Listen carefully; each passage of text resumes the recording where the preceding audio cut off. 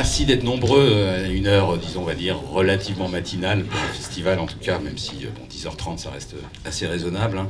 Donc on est ici pour parler avec les protagonistes autour de cette table que je vais vous présenter, enfin où ils vont se présenter aussi eux-mêmes un peu.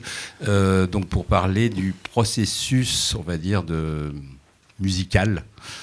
On va l'appeler comme ça, autour d'un film qui s'appelle L'homme qui a vendu sa peau, réalisé par Kauter Benania, ici présente. Un film qui a été nommé d'ailleurs à l'Oscar du meilleur film étranger, c'est ça, je ne dis pas de bêtises, et qui n'est pas la première collaboration avec Amin Bouafa, ici présent, compositeur, et donc qui a travaillé sur ce film, mais on va aussi parler peut-être un peu de votre collaboration d'une façon plus générale. Et le troisième protagoniste à ma gauche, c'est Jean-Pierre Arquier, que je vais présenter, mais enfin qui va se présenter peut-être lui-même aussi, puisqu'il fait un travail pas très connu au fond du grand public, enfin grand public au sens large du terme. Je ne sais pas comment... music producer, ça se dit en anglais, en tout cas en franglais. Ça dépend des films. Bon. Oui, score producer. Score producer, voilà. Bon, on en reparlera et je pense que tu pourras décrire un petit peu plus en détail le type de rôle que tu joues dans ce processus-là, où évidemment le compositeur et la réalisatrice sont aux premières loges, mais il y a quelques protagonistes autour. On parlera sans doute aussi de montage, de mixage. Enfin bon, on va essayer de décrire un peu. Ils vont essayer, parce que moi je ne suis pas là pour décrire, mais pour lancer la machine, on va dire, de décrire un peu ce que c'est que ce processus de la fabrication d'une musique pour un film et réciproquement. Alors peut-être qu'avant, on regardera aussi. Il y a 3 extraits prévus, donc on les lancera à mesure de la discussion. Mais peut-être avant de passer donc à L'homme qui a vendu sa peau, donc qui est le troisième long métrage pour Kauter Benania. Vous êtes rencontrés, il me semble, pour un long métrage précédent, donc qui s'appelle La Belle et la Meute. Il y a eu aussi 2 courts-métrages entre les 2 longs métrages et peut-être un troisième depuis. Puis là, vous êtes encore engagé sur un nouveau projet. Comment, question banale et simple pour démarrer, comment vous vous êtes rencontrés est-ce que c'est vous, Kauter, qui avez eu l'initiative de demander à Amin Bouafa, donc qui était qui était notamment connu pour avoir composé la musique de Timbuktu, et bien d'autres films, enfin disons, c'était le film peut-être, je vais même dire si je dis des bêtises, qui t'a fait un peu connaître, disons, de manière plus large. Qui a été à l'initiative au fond de cette rencontre, Jean-Pierre Arquier pouvant aussi répondre à cette question, puisque il a peut-être joué un rôle aussi dans cette affaire. Je ne sais pas qui veut commencer. Au fait, on s'est rencontrés, j'avais fait un premier long métrage avec un autre compositeur. Et ensuite, j'ai commencé la fabrication de mon deuxième long métrage, La Belle et la Meute. Et au fait, comme je suis tunisienne et Amin est tunisien, on a pas mal de connaissances en commun. Et ma monteuse me parlait souvent de lui. Elle me dit, Amin, il est super, tout ça. Donc je me suis dit, voyons voir Amin. Et c'est comme ça qu'on s'est rencontrés, au fait. C'est à travers ma monteuse qui a déjà collaboré avec lui, sur Timbuktu notamment. Et voilà, et depuis, on collabore ensemble. Voilà. Amine ? J'ai rien à rajouter par rapport à la rencontre. Ce que je voulais rajouter, c'était surtout par rapport à La Belle et la Meute, par rapport au format du film et par rapport à l'intervention de la musique. Parce que généralement, un compositeur arrive à la fin d'un processus de montage où il y a déjà ou bien un bout à bout, donc ça veut dire qu'il est vraiment tôt sur le film, ou bien un premier montage abouti avec une structure, etc. Là, La Belle et la Meute, il n'y avait pas de montage quasi, parce qu'en fait, c'était 9 plans séquences, enfin, c'était 10 plans séquences à la base. Il n'y en a eu que 9 à la fin. Donc, une fois le tournage fini du film, le film était quasi là. Donc, il n'y avait pas 3, 4, 5, 6 mois de montage, de travail de montage. Donc, la musique devait être composée à la fin du tournage. Et la manière d'aborder, je pense, la composition d'un 9 plans séquences est un peu différente de la manière d'aborder un film monté, parce que du coup, la musique ne va pas participer quelque part au montage du film. La musique va être moteur de rythme, provocatrice de suspension. La fonction de la musique est un peu, comment dire, euh, différente, je dirais, dans la manière dont c'est abordé que sur un film où c'est monté. En tout cas, par rapport à la collaboration. Donc, par exemple, j'ai pas fait des maquettes pour que le montage puisse être nourri de maquettes. J'ai pas fait de versions par rapport aux versions de montage, etc. Donc, c'était un inédit, en tout cas pour moi, dans la manière de composer la musique, La Belle la Note. Le film avait un côté un peu thriller, on va dire, film de genre, même si c'est un sujet très politique autour du viol et autour d'un commissariat. Mais dans mon souvenir, parce que je n'ai pas revu le film là récemment, il n'y avait pas énormément de musique. Il y avait, en tout cas, il ne me semble pas qu'il y avait la volonté de dramatiser l'action de façon très forte par la musique. Je ne sais pas si je me trompe ou si je dis de bêtises. Je vais juste dire un petit... En fait, quand on s'est rencontrés, justement, la première chose que Kautar m'a dit, c'était « Je veux une musique qu'on n'entend pas ». Sur ce film, je veux une musique qu'on n'entend pas. Et j'avais pas du tout pris ça comme une... comment dire j'ai pas du tout... Enfin, je me suis pas dit « Ah, elle veut que je m'efface par rapport à son œuvre ». Non, je me suis dit que c'était une manière de me dire la musique doit vraiment épouser cette image. Il doit avoir une alchimie, une connaissance organique, de sorte que on la sente pas venir et on la sente pas partir. Et que c'est comme si elle venait de l'écran. C'est comme si elle était partie. Et du coup, en fait, il y avait des mélodies aussi dans cette musique-là, mais il fallait s'insérer entre les sons, s'insérer dans la manière dont elle commence, avec un son par exemple, ou avec un mouvement de caméra, ou avec un dialogue. C'était comme ça que ça a commencé. Amine, je veux une musique qu'on n'entend pas. C'était la première chose. Mais en me replongeant dans ce que je te disais à l'époque, qui était un peu dur, une musique qu'on n'entend pas, en fait, je me l'explique comme ça, parce que moi je viens du documentaire. Et c'était ma première école, et mon obsession avec la fiction, c'est de rendre l'authenticité que je peux avoir facilement dans le documentaire. L'authenticité, c'est-à-dire quand on regarde, et ça je pense que c'est le rêve de chaque réalisateur, et j'arrivais sur cette fiction, parce que le film que j'ai fait avant, c'était pas un documentaire, c'était un mockumentary, c'était un faux documentaire, mais filmé à la manière d'un documentaire. Et donc, pour moi, la musique, c'est l'artifice par excellence, parce qu'on a des gens qui parlent ou qui vivent leur vie, et tout d'un coup, on a de la musique. Et je me disais, non, il me faut... Et je savais que j'avais besoin de musique dans ce film. Il faut quelque chose qui soit organique, comme tu dis, d'où ma phrase très maladroite, une musique qu'on n'entend pas. Mais est-ce que vous aviez envisagé d'emblée le film avec de la musique sans savoir exactement la quantité où elle serait placée de façon précise, ou alors, parce que finalement, donc, là encore une fois je parle d'un souvenir, on aurait peut-être pu imaginer que le film n'ait pas du tout de musique. C'est une question qui pourrait se poser sur un film justement comme tu le décrivais, avec 9 plans séquences, avec une tension comme ça interne qui finalement peut éventuellement se passer de musique. Pourquoi finalement mettre de la musique? C'est une question un peu provocatrice entre guillemets, mais pourquoi finalement mettre de la musique sur un film comme celui-là? Ouais, très bonne question. Au départ, je ne savais pas si j'aurais besoin de musique. C'est en voyant les 10 plans séquences, avant il y a un plan séquence qu'on a enlevé, je me suis dit, j'ai besoin non seulement de musique, mais d'une bande-son très travaillée. Puisqu'il n'y a pas de montage à l'image, je me suis mis cette contrainte, auto-contrainte de ne pas monter. Et je me suis dit, le montage sera vraiment au niveau sonore. Donc, sonore, ça veut dire aussi et surtout la musique. Et je trouve que ça donne... Comme la caméra, elle bouge... Enfin, je ne vais pas rentrer dans les détails du film, peut-être personne ne l'a vu. Mais en gros, on avait raison. C'est un film, le montage a duré 1 semaine pour aligner les plans séquences et se dire. Et le montage son, en gros, a duré 3 mois, je crois, ou 4 mois, ce qui est énorme. pour un film. En général, c'est plutôt l'inverse, on prend en Exactement. proportion, enfin, pour aller vite. Hein, parce que c'est...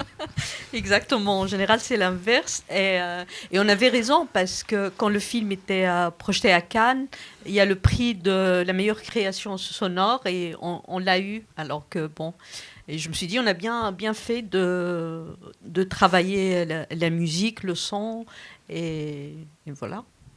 Est-ce que vous aviez, on va assez vite passer au film que là peut-être un certain nombre de gens ont vu puisqu'il a été projeté hier ici même. Est-ce que vous aviez des références quand même en termes de musique, de films, je sais pas, des films qui vous ont marqué ou qui vous ont déterminé à aller plutôt dans une direction que dans une autre, ou c'est très empirique au contraire? Non, je dirais c'est très empirique comme vous dites parce que je sais pas, je me suis dit je veux une musique qu'on n'entend pas, voilà. Vas-y, compose. Je pense que j'ai eu beaucoup de chance sur ce film parce que j'avais pas de. Enfin, pour les gens qui travaillent dans le métier le savent, il y a une contrainte. Enfin, on pose souvent ce qu'on appelle des musiques temporaires, des theme tracks sur les montages. Enfin, les monteurs ou les réalisateurs utilisent des musiques qui viennent de tel film, pour monter, pour aider à avoir un rythme, pour souligner telle émotion, pour faire un raccord alors que là, sur La Belle et la Meute, le montage était fini et il n'y avait pas de theme track. Donc le champ des libertés, bien sûr. Kauter, alors, dans la collaboration avec Kauter, ce qui est génial, c'est qu'elle sait ce qu'elle veut pas, mais elle te laisse la possibilité de la surprendre, d'aller dans le champ des possibles est infini avec Kauter. Donc, j'avais pas de theme track, donc j'avais pas de cette contrainte de faire comme, sonner comme, etc. Et d'un autre côté, elle savait ce qu'elle voulait pas. Donc, une musique qu'on entende, déjà, c'était une contrainte. Donc, il fallait composer trouver une liberté dans ces contraintes-là et composer avec. Et j'avoue que c'est une liberté. C'est une grande liberté de ne pas avoir en tout cas des theme tracks. Et c'est le cas dans tous ces films. Même quand on avait des theme tracks, c'était, par exemple, on va parler tout à l'heure de L'homme qui a vendu sa peau. C'est des choses que j'ai composées moi, ou sur le scénario, ou a posteriori, ou sur des films qu'on a fait ensemble. Et ce qui laisse la possibilité d'essayer d'autres choses, de tenter autre chose, de chercher de l'originalité à chaque fois dans chacun des films. Cela dit, une musique qu'on n'entend pas dans un film, c'est presque un genre, parce qu'au fond, il y a plein de musiques dans l'histoire de la musique du cinéma, de la musique au cinéma, qui ont été composées pour ne pas être entendues, ou en tout cas pour être comme ça dans une espèce de truc souterrain qui influence le spectateur sans qu'il le sache. Au fond, c'est un peu ça. Est-ce que ça détermine quand même un type de musique? Parce que j'imagine que tu dois réfléchir aussi à partir de cette proposition de musique qu'on n'entend pas. Bon, comment tu élabores l'idée d'une musique qu'on n'entend pas, si c'est possible de le dire. Et puis après, on va passer à l'objet principal de la rencontre aujourd'hui, l'homme qui a vendu sa peau.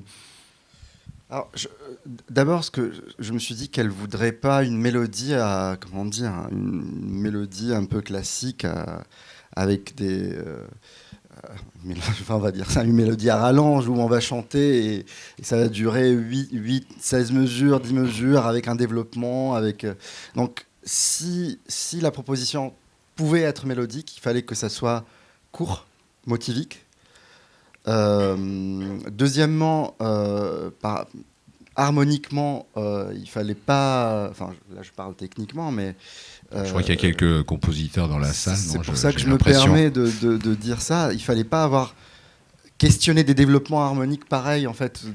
Donc, l'idée des pédales et des pédales qui bougent, bien sûr. Et puis, il fallait surtout travailler sur le son. Donc, un son qui évolue. Et pour ça, on avait travaillé.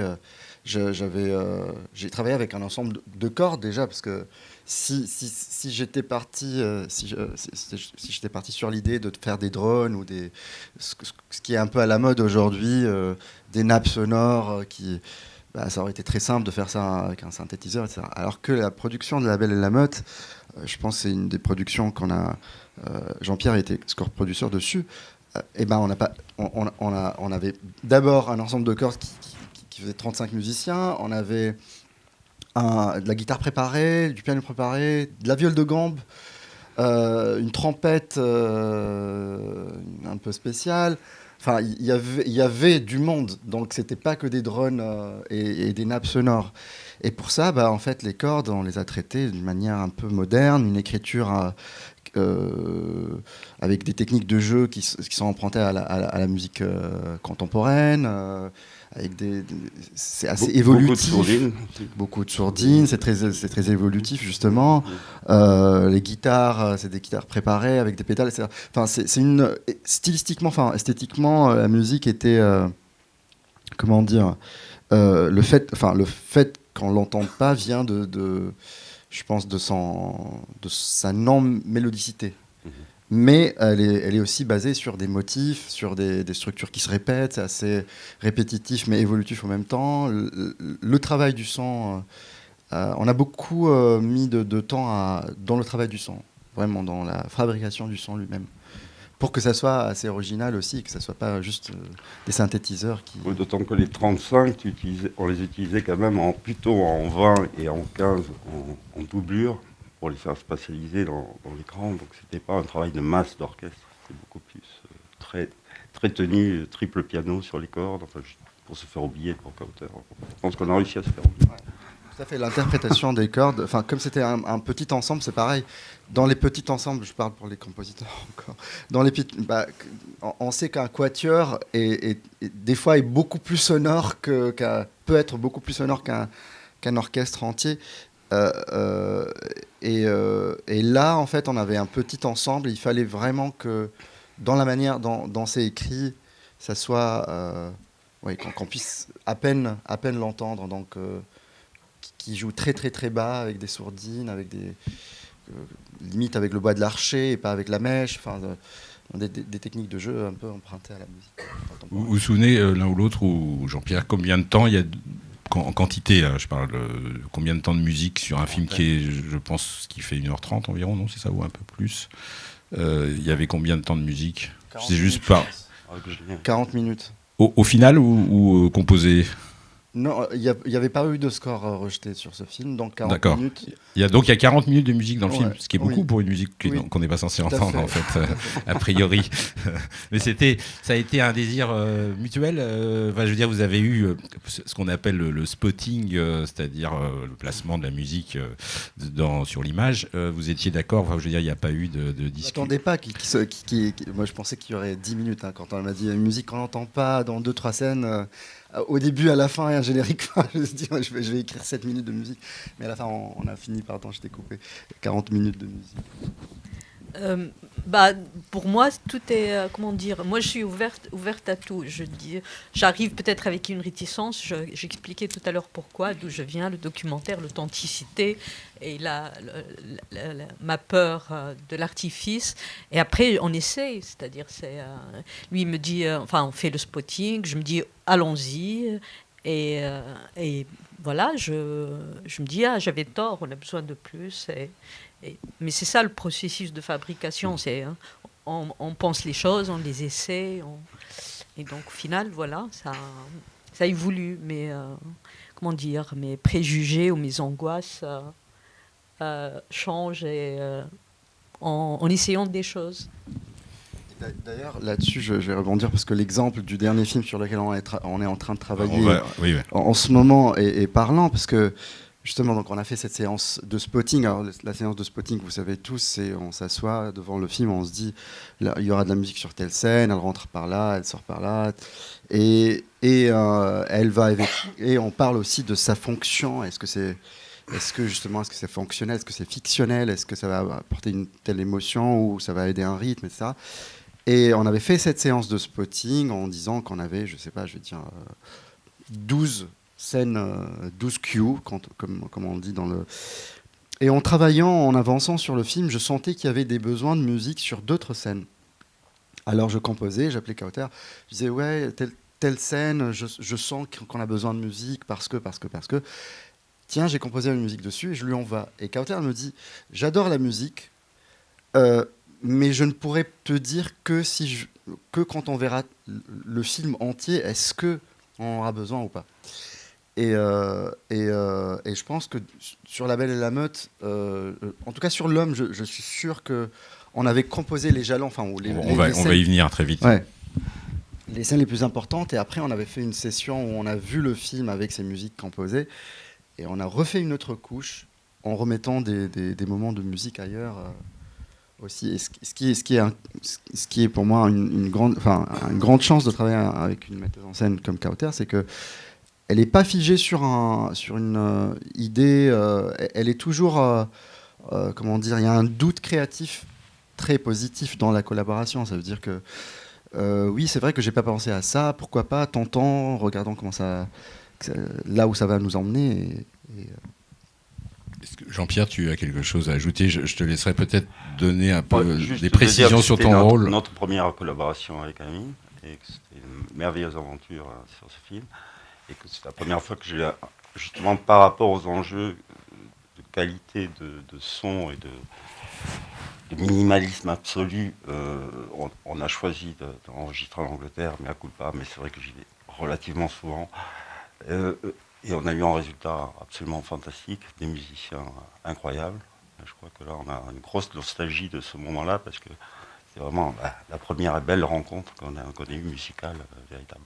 Est-ce que tu peux, avant de passer, je dis faire l'entrée en matière sur L'Homme qui a vendu sa peau, est-ce que tu peux dire en deux mots ou en trois ou quatre, quel est ton rôle? Parce que tu es à la fois un peu l'agent d'Amine et d'autres compositeurs, mais aussi quelqu'un qui travaille concrètement sur j'imagine la régie des studios et un certain nombre de choses de cet ordre, mais aussi sur la production de la musique, puisqu'on parlait de score producer, ça veut dire quoi? Enfin, si on peut arriver à dire un mot. En trois mots, maman dit, c'est compliqué. Disons que on pourra y revenir, de toute façon. Voilà, chaque film est vraiment très différent. Chaque compositeur est différent. Je ne travaille pas de la même manière avec Bruno Collet qu'avec Amine, avec Eric Neveu, qu'avec Howard Shore. C'est très, très, très différent. Donc, moi, je viens de la production essentiellement. J'ai donc travaillé 27 ans avec Gabriel Yared. J'ai appris tout mon métier avec lui. Tu es musicien aussi quand même à l'origine, c'est quand même important de le préciser. Trop loin, non, mais c'est important de le préciser parce que je pense que ton travail, ton rôle joue, est aussi un rôle. Moi, j'ai été musicien professionnel, j'ai été éditeur, j'ai été producteur pour la publicité, puis j'ai fait mon premier film en 90, millénaire précédent. Donc ça fait quand même pas mal de films, dont tous ceux de Gabriel. Et quand Gabriel m'a demandé de devenir son agent, je suis devenu à sa demande. Et d'autres compositeurs sont arrivés, mais je pense qu'ils sont d'abord venus pour cette notion de partenariat et de carrière et de production. Enfin, moi, c'est la production qui m'intéresse, et pas spécialement les contrats, mais voilà, ça a été un peu mon cheminement en 3 mots et demi. C'est parfait, c'est parfait. Alors, on va passer à l'objet principal de la rencontre, c'est L'Homme qui a vendu sa peau. Entre-temps, quand même, entre les deux longs métrages, il y a eu 2 courts-métrages, d'après ce que j'ai compris. Est-ce que là, vous avez collaboré ensemble aussi sur ces 2 courts-métrages, qui étaient sans doute de nature très différente? Ça a aidé, enfin, je veux dire, ça a, approfondi votre relation déjà avant d'attaquer ce nouveau long-métrage, donc L'Homme qui a vendu sa peau. Ça a joué un rôle ou pas? Enfin, je veux dire, c'était important? Bah oui, c'est important. Oui. Parce que moi, je les ai pas vus, donc je pense pas. Alors, il y a un film qui est sur Internet, parce que c'était une commande de Miu Miu, la marque. Il donne une carte blanche chaque année à une réalisatrice.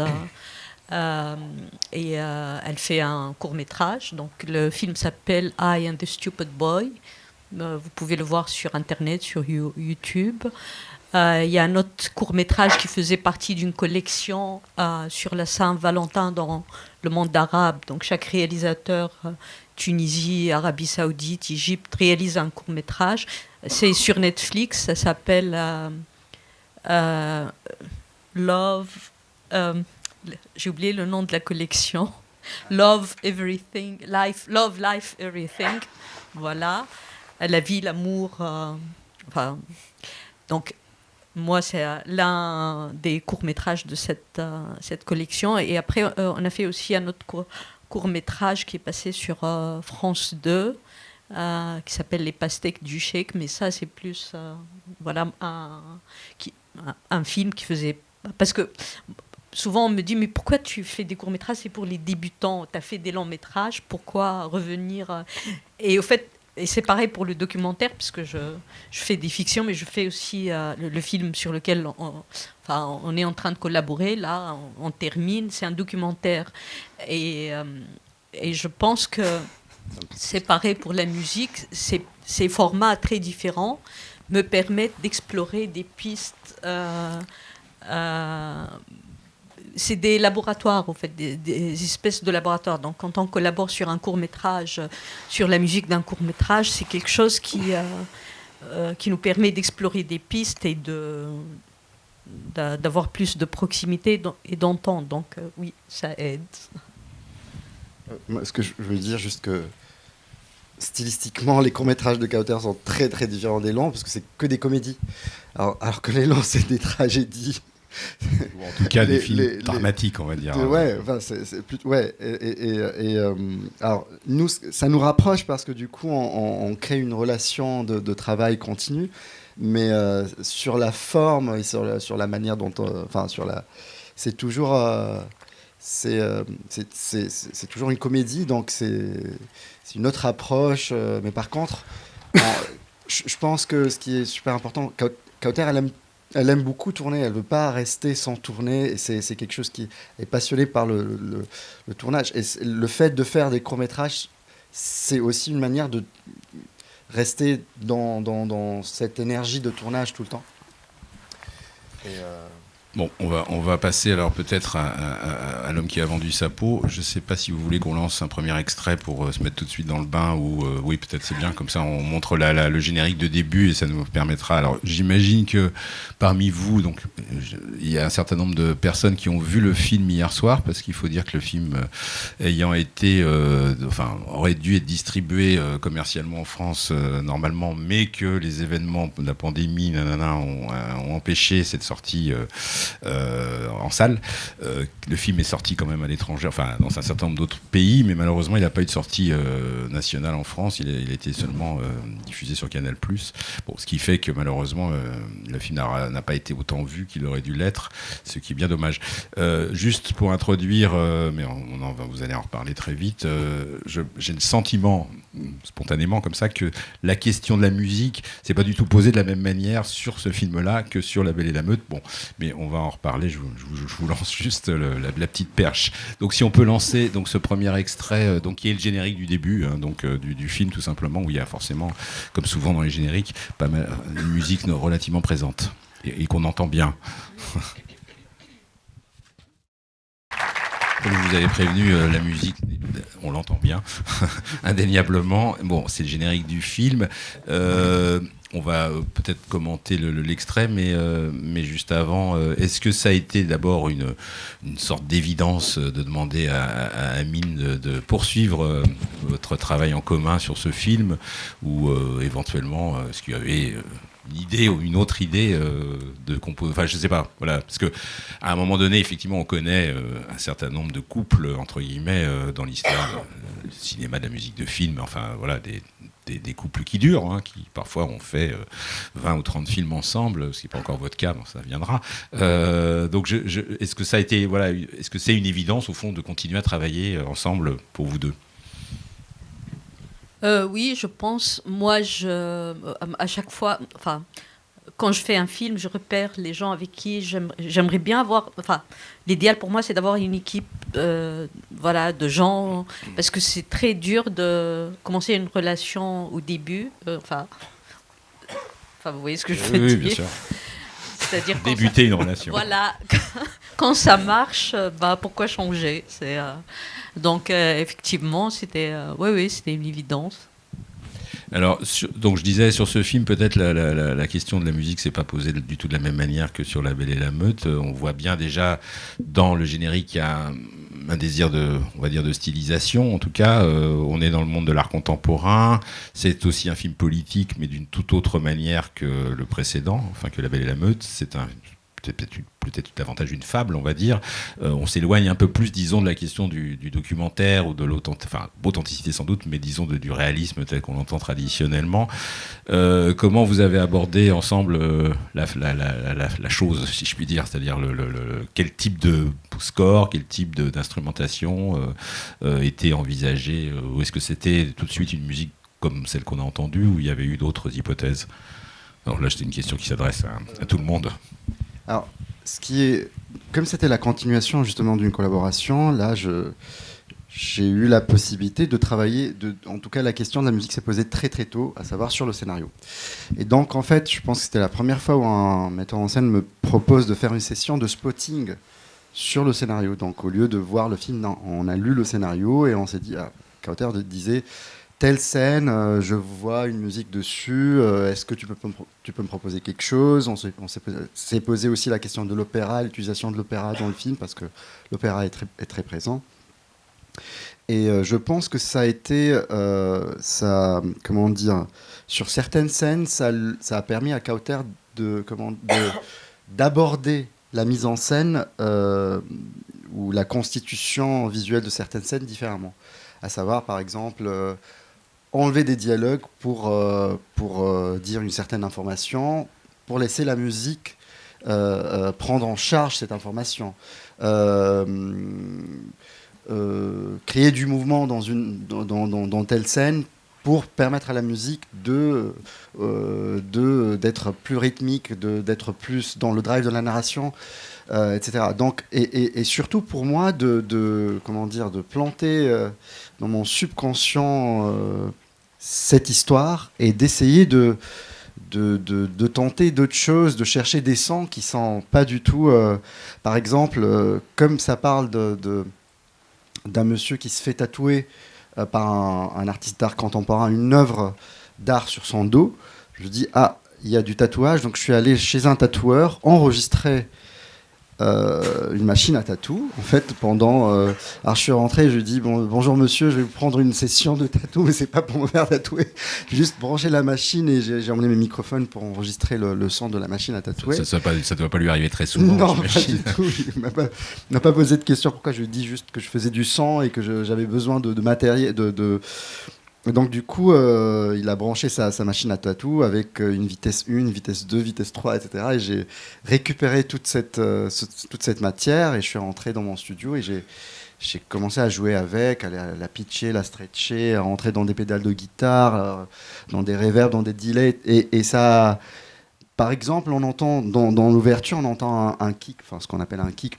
une caisse claire qui fait une pulsation. C'est pas du tout une caisse claire, c'est la pulsation de la machine à tatou qui est stretchée qui a été ralentie au rythme de sa marche, et ça donne une pulsation comme ça, et c'est la machine à tatou qu'on entend.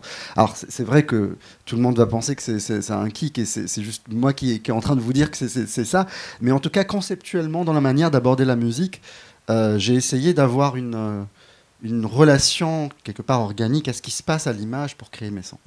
Et les synthétiseurs qu'on entend après aussi, ils sont tous à base, ou pareil, on entend aussi un son très aigu qui fait une sorte de tit tit tit au début. C'est aussi une machine à tatou qui est stretchée l'inverse, donc dans les aigus, et qui crée cette pulsation. Donc en fait, ce genre de réflexion sur le son et sur la manière d'écrire la musique, je pense que j'aurais pas pu l'avoir si jamais j'avais été appelé sur le film à la fin, où j'avais un mois et demi pour écrire une musique. À ce moment-là, on peut pas avoir une réflexion de ce genre sur le film. Je pense que j'ai pu l'avoir parce que Kauter m'avait appelé depuis le début, et la question de la musique s'est posée très tôt. Est-ce que tu as composé des choses avant le tournage, ou avant qu'en tout cas le montage soit déjà établi, et qui éventuellement ont pu resservir pour le film lui-même, ou est-ce que c'était pas envisageable vraiment pour toi de composer sérieusement, entre guillemets, des thèmes avant même que le film soit prêt? Alors, ce qui est extrêmement difficile pour moi, c'est de composer une musique sans image. Je suis très... ce qui m'inspire dans le cinéma en général, c'est ce que je vois et pas ce ce que je lis. Par exemple, je sais qu'il y a des collègues ou il y a des compositeurs que j'adore. Jean-Pierre parlait de Gabriel Yared, c'est vraiment un de mes idoles. J'aime beaucoup sa musique. Et Gabriel, je pense que l'histoire est une inspiration pour lui. Moi, l'histoire, c'est pas vraiment ce qui m'intéresse le plus dans le film, c'est vraiment ce qu'on voit à l'écran. Donc, les couleurs, les mouvements de caméra. Là, tu rejoins Bruno Coulet sur les couleurs. Lui aussi, il réagit beaucoup là, au cadre et aux couleurs. Bah, c'est ce qui m'inspire le plus, et je pense que c'est pour ça que Kauter, pour moi, c'est une grande esthète, parce que du coup, dans ses films, c'est la première impulsion de création, c'est l'approche à la couleur et la manière dont elle constitue ses cadres, la manière dont elle place sa caméra, et c'est ce qui m'inspire le plus. Donc, pour L'homme qui a vendu sa peau, sachant que Kauter voulait de la musique avant, parce que les acteurs aussi, je pense que tu les auras fait écouter, ou sur le tournage, elle avait besoin. J'avais composé des choses, mais c'était pas vraiment sérieux, c'était surtout pour que ça puisse donner une inspiration de tournage, ou une sensation, une émotion, une couleur. Et tout a été jeté à la fin, et la musique a été écrite vraiment au moment où j'ai vu le film fini, parce que cette ouverture, on aura beau la décrire sur un papier où c'est extrêmement difficile de penser comment elle serait à la fin, ou la storyboarder, ça donne pas la même chose. Une fois qu'on la voit, on voit le mouvement de la caméra, comment elle épouse ce blanc, et comment les choses commencent on commence à définir qu'est-ce qui se passe, etc. Il fallait une musique qui monte en crescendo, petit à petit, qui vienne de rien et qui finit en un climax un climax un peu, disons, un forté à la Ravel, pas non plus un forté. Donc si on voit pas cette scène, moi je peux pas composer, je peux pas. D'ailleurs, on a le sentiment que cette musique a été composée à l'image, parce que, en tout cas, la façon dont elle rentre, y compris dans l'apparition du personnage, donc de l'artiste en l'occurrence, on ne sait pas encore qui c'est puisque le film a à peine démarré, qu'il y a une couleur nouvelle qui arrive au moment, par exemple, ce que je me suis aperçu, j'avais déjà vu l'extrême et le film, mais on voit, qu'il y a une couleur nouvelle qui intervient au moment où le personnage apparaît comme... Bon, je ne sais pas si c'est le personnage principal ou un des deux personnages principaux, puisqu'il y a évidemment aussi l'autre personnage qui s'est fait tatouer la chose sur son dos. Mais voilà, on a le sentiment que la musique et que le spectateur, quand il rentre dans le film, il y rentre aussi par la musique de façon très très nette. J'imagine que c'était un désir on va dire initial. Oui, donc avec ce film, j'ai essayé de dépasser mon angoisse par rapport à l'artifice, de me dire je vais faire de l'artifice, mais à mort. Donc c'était ça le défi. Donc tout est soigné, étudié, storyboardé, et la musique, bien sûr, est une composante très, très importante. Donc c'était réfléchi dans ce sens. En tout cas, cette scène, effectivement, à l'écrit, le scénario, elle était très différente de ça.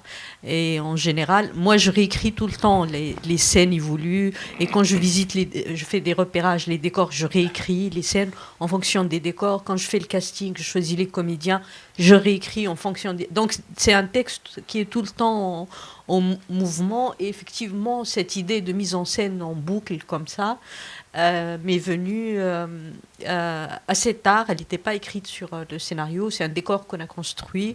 Et Amine a raison de dire qu'il faut composer à l'image. Parce que même là, récemment, il m'envoie un morceau tout seul pour me dire c'est pour...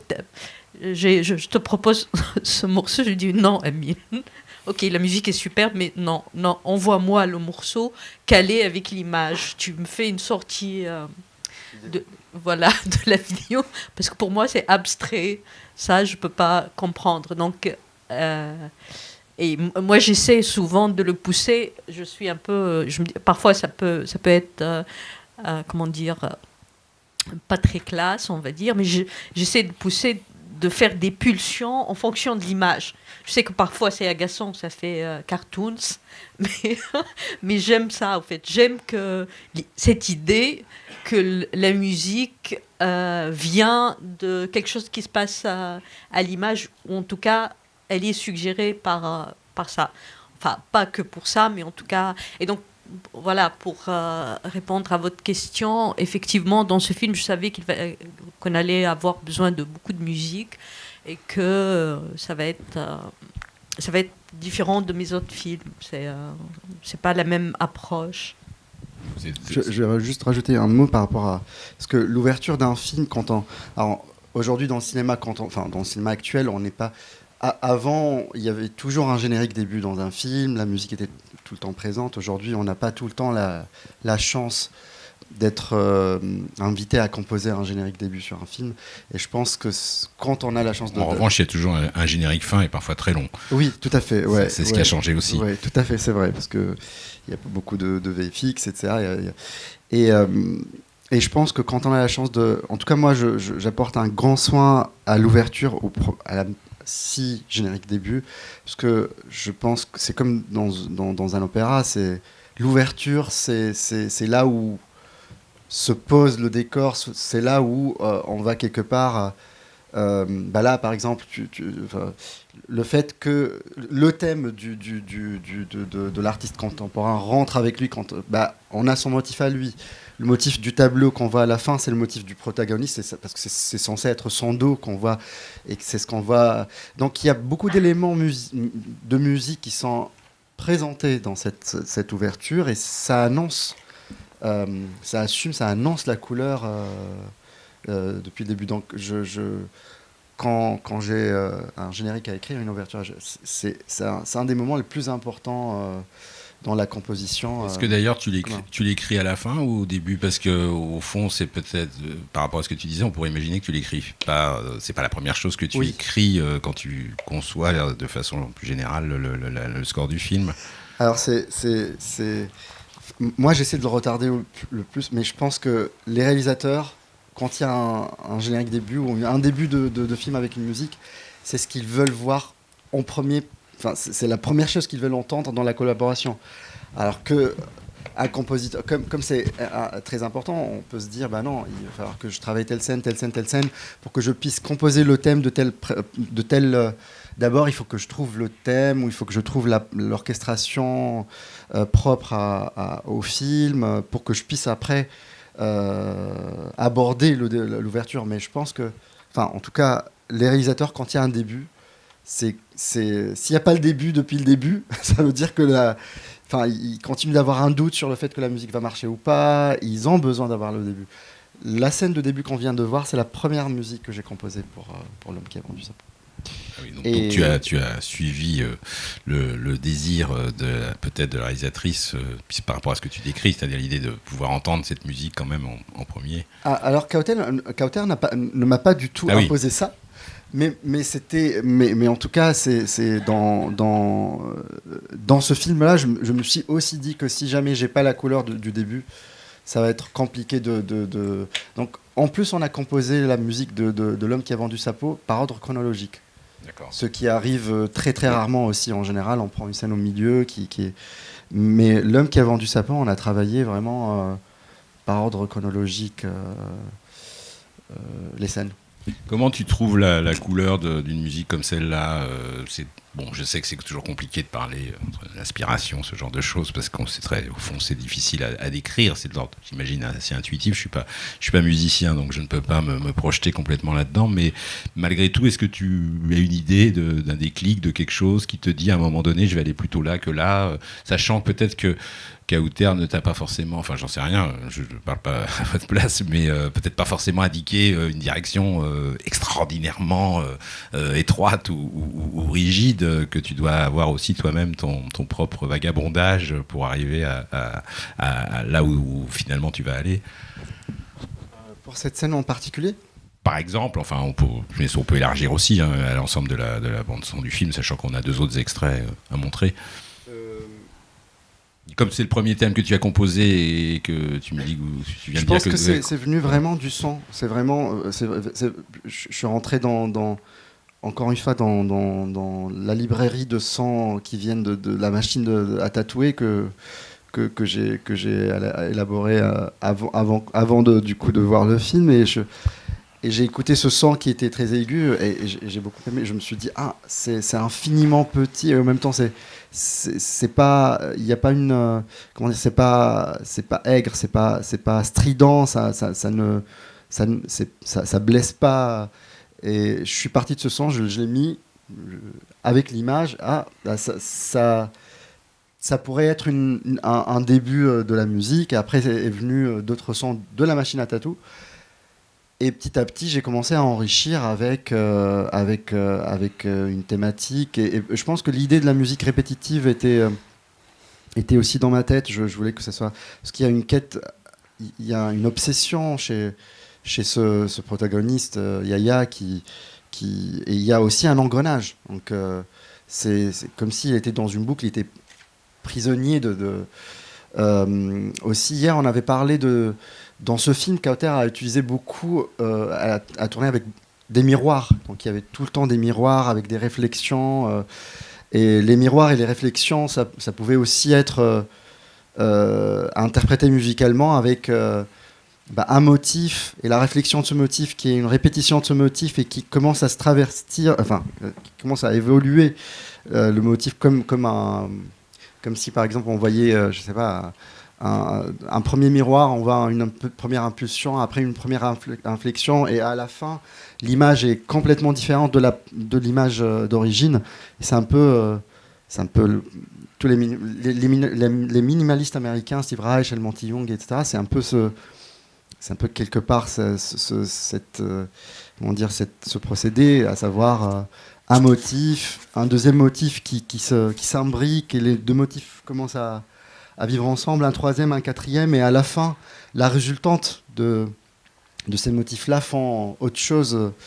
Et c'est un peu aussi cette manière de composer que j'ai utilisée dans la musique de l'homme qui a vendu ça, pas que dans cet extrait. Est-ce que le fait qu'il y a un certain nombre de séquences qui se passent dans des galeries, dans ce monde de l'art contemporain qui est pas souvent, enfin parfois était déjà représenté, mais enfin souvent avec peut-être un peu côté satirique, si on pense à The Square par exemple, qui est tout à fait autre chose. Est-ce que ça a influencé de façon, on va dire, décisive la couleur de la musique? Enfin là c'est une question qui s'adresse à vous deux ou à vous trois d'ailleurs. Cette idée-là, enfin ce monde un peu clos, très blanc, comme on dit, l'espèce de cube comme ça dans lequel on est.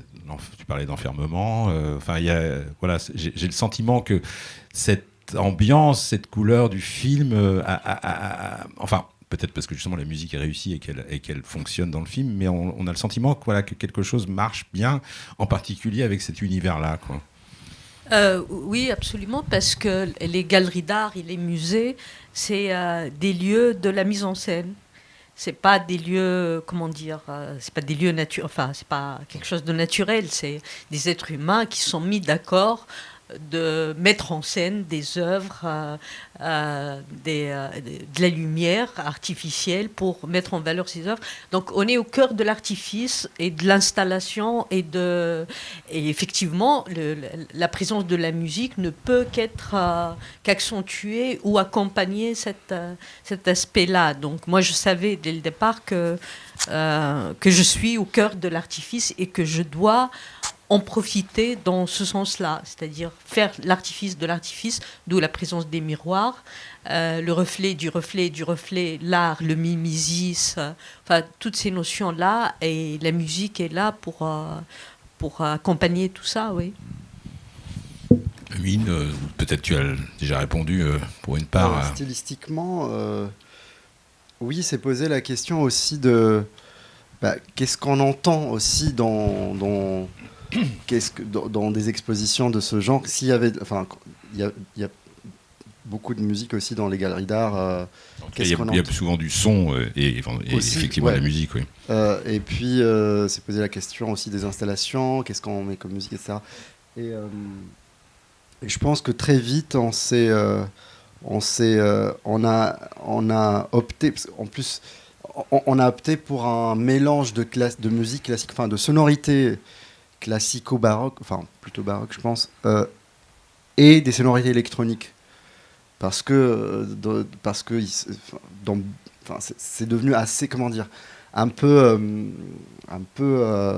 on entend très souvent des sonorités électroniques dans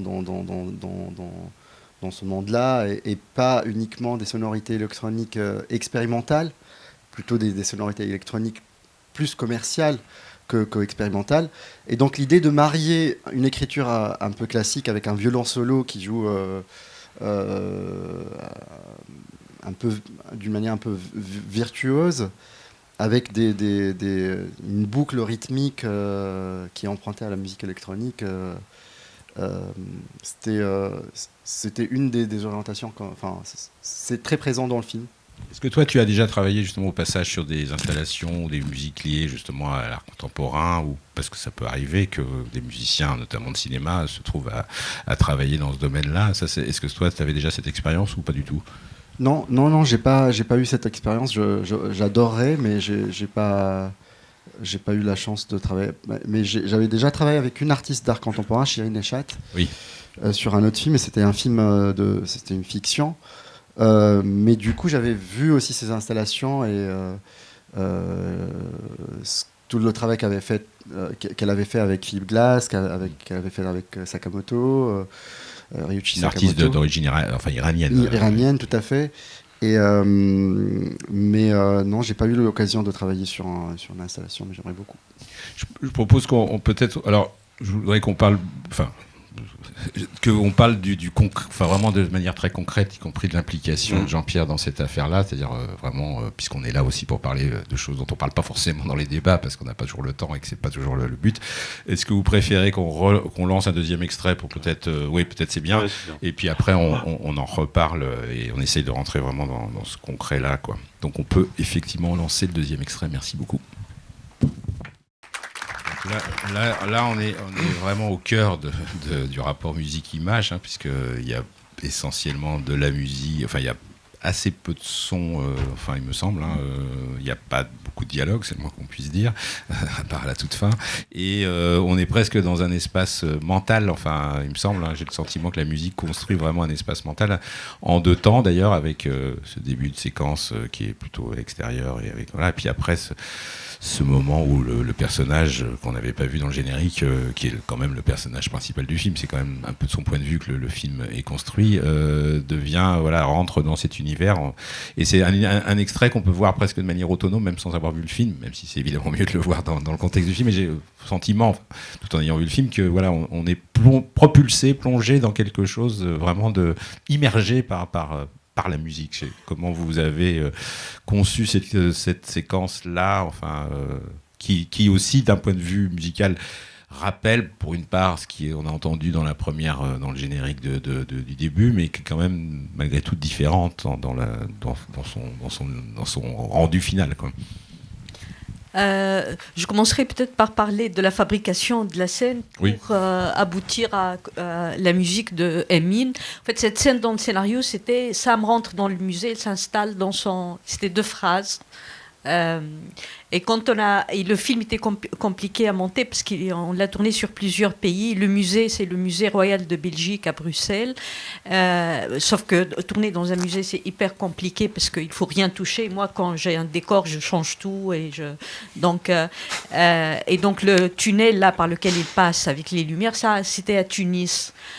Donc, il fallait faire un musée belge, un musée où on tourne en Belgique et on termine en Tunisie. Et bref, tout ça pour dire que cette scène n'était pas prévue et qu'en voyant le décor et les lumières installées, j'ai demandé au comédien de faire ce qu'il a envie de faire, s'il était Sam, rentrant pour la première fois, découvrant ce monde-là, parce que c'est sa première journée de travail, le nouveau travail qu'il a, il va exposer son dos. Donc j'ai eu une scène, et le comédien est très inventif, il a commencé à faire Tom Cruise, Mission Impossible, avec les rayons laser, je lui ai dit super, on va faire ça. Bref, donc je me suis retrouvée avec une scène qui n'était pas prévue, au niveau du scénario, mais qui avait comme ça, et moi j'avais très peur qu'on voyait l'artifice, justement, qu'on était dans un lieu et qu'on passait par un autre lieu. Il y a cette œuvre à l'envers, qu'on a installée, tout ça, et j'ai dit à Amine, j'ai une scène, elle est que musicale. Il faut, parce qu'elle n'était pas prévue, mais on l'a tournée et j'ai besoin de la musique d'abord pour unifier le tout et aussi pour explorer l'intériorité du personnage. Il est à la fois, le personnage, il a un côté, c'est tragico-comique, il a de l'humour, il y a de l'humour noir, il a de la distance par rapport à sa situation. Et je voulais que ça transparaisse aussi dans la musique. Il est dans la découverte, dans le jeu. Et en même temps, on a peur de cette nouvelle situation pour lui. Donc, il y a pas mal d'émotions qui sont très contradictoires. Donc, le travail de Amine consistait à véhiculer ça d'une manière pas flagrante, mais d'une manière subtile, parce que la richesse des émotions que je voulais convoquer, ou en tout cas partager avec le spectateur, c'est un ensemble très riche de contradictions. Bon, merci pour cette réponse concrète et précise.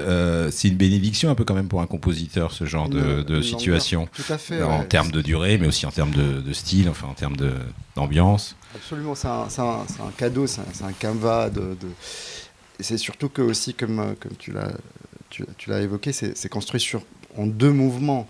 Donc et c'est le début de la transformation de l'homme en objet quelque part, parce que on sort de la scène d'avant, on voit Monica Bellucci lui dire regarde, c'est beau, je t'ai pris une photo, et il lui dit mais c'est commando. Donc on commence par un photocall où il commence à rentrer dans ce statut en fait, il commence à être relayé à sa position d'objet quelque part. Il devient vraiment objet. L'artiste contemporain commence aussi à avoir un comportement un peu méprisant quelque part aussi pour Sam. Et donc la première partie, c'est un peu, on rentre on commence enfin comment dire, il y a un côté un peu.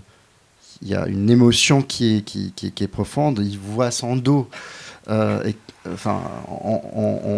grande affiche sur le musée, les gens qui viennent le voir, et il ne sait pas quoi en penser. À un moment, on le voit se retourner, il ne voulait même plus voir.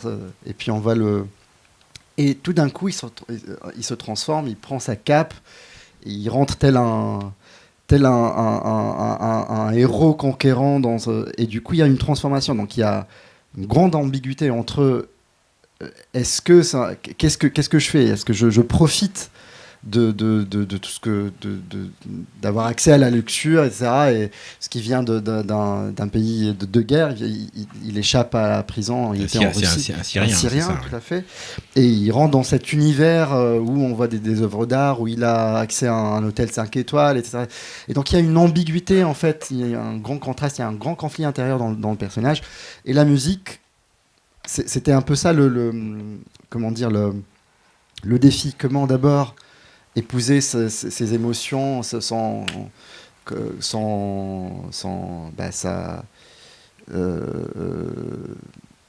sa tristesse quelque part, et puis comment tout d'un coup il rentre dans son arène, cette arène, et il prend l'autre face, qui est une face de si c'est comme ça, je vais profiter de tout ça, et je vais faire c'est mon arène, c'est mon trône, je vais m'asseoir sur mon trône. Et pour ça, il y avait cette musique qui était plutôt rythmée, avec le violon un peu virtuose. Il y avait un arrêt de la musique au moment où son rêve, son fantasme s'arrête d'une certaine manière, parce que d'un coup il y a un rappel à l'ordre dans le silence, enfin, tout à fait, à la fin qui est assez brutal, enfin, on ressent comme brutal. Absolument. Avec aussi, voilà, oui. Donc là on sent bien qu'il va pas non plus pouvoir faire ça très longtemps, ou en tout cas que c'est juste un moment. Alors je parlais du côté, bientôt je vais vous passer la parole, parce que je vais pas, voilà, c'est aussi bien que des personnes personnes puissent poser des questions ou faire des commentaires. Je parlais du côté concret, vraiment de la fabrication de cette musique, par exemple. C'est-à-dire, bon, aujourd'hui, on sait un petit peu comment ça se passe, sauf si on peut aussi n'en rien savoir, mais disons, on sait que c'est des choses qui a beaucoup d'allers-retours. On est dans un processus où, avec le montage sur ordinateur, tout ça, on est quand même dans une possibilité que la musique intervienne très rapidement, qu'on envoie des... Bon, est-ce qu'on peut décrire un peu, y compris avec toi, Jean-Pierre, et après on pourra aussi parler de l'enregistrement de la musique, puisque tu en as déjà parlé tout à l'heure à propos de La Belle et la Meute, mais c'est intéressant de voir comment le processus concrètement se crée. Pour ceux qui en savent quelque chose, peut-être il y en a d'entre vous qui en savent pas grand-chose. Voilà, c'est un peu flou peut-être ce que je propose, mais si vous avez la moyen d'incarner ce que je dis. Écoute, pour ce projet-là, c'était un petit peu particulier parce qu'on était en pleine période de pandémie, donc les choix de production étaient quand même pas très très larges de faire des choix. Et comme il y avait justement ces effets de miroir, ces différences de couches, c'est vraiment une production en couches. C'est-à-dire qu'on a fait tout l'orchestre un petit peu baroque avec 40 musiciens à la scène musicale. Et puis après, c'est vraiment Amine qui a géré toutes les couleurs à côté de tatouages, de programmation. Même il y a des moments, c'était tellement un puzzle de trucs. Je disais à Amine, je suis perdu, là, je sais pas où tu vas. Et lui, il savait très bien où il allait. Et il me l'a vite fait comprendre. Mais c'était vraiment une condition de travail très très différente. Mais le résultat est formidable. Mais de quelle nature est votre dialogue pour qu'on comprenne un peu justement cette relation particulière qui n'est pas, voilà, je vous disais, c'est pas simplement celle d'un agent avec un compositeur. Chaque film est un peu particulier. Disons que, en règle générale, ce qui s'est développé entre nous, c'est qu'il avance vraiment tout seul. Et à un moment, je deviens un petit peu son œil et son oreille externe.